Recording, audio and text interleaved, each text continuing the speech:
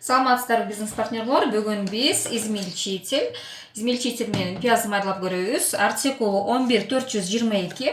Негизи эле бул аябай ыңгайлуу экен. Мен балдарым уже алмаларды майдалап жеп атышат. Терка менен майдалап жешчү. Азыр эми уже бул ушул измельчитель менен майдалап жеп атышат. Пиязды майдалап көрөбүз. Негизи эле өзү көпчүлүк айымдарыбызга көпчүлүгүнө пиязды турган жакпайт. Мага жакпайт, мисалы үчүн. Ошондуктан бул пиязды тураганга өтө сонун удобный экен.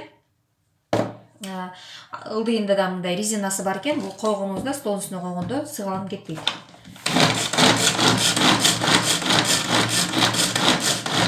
Мынакей азыр 5-6 жолу эле тарттым, өзүңүздөр көрдүңүздөр. Уже мындай кылып майдалап койду, крупныйраак кылып майдалады. Эгер силерге майдараак керек болсо, анда көбүрөөк тартсаңыздар уже дагы более майдараак болот.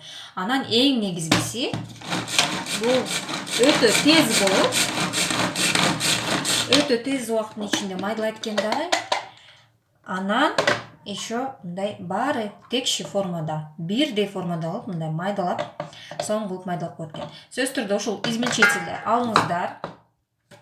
Артикул 11422. Бул мындай помощник ар бир хозяйкага, ар бир үйгө керек.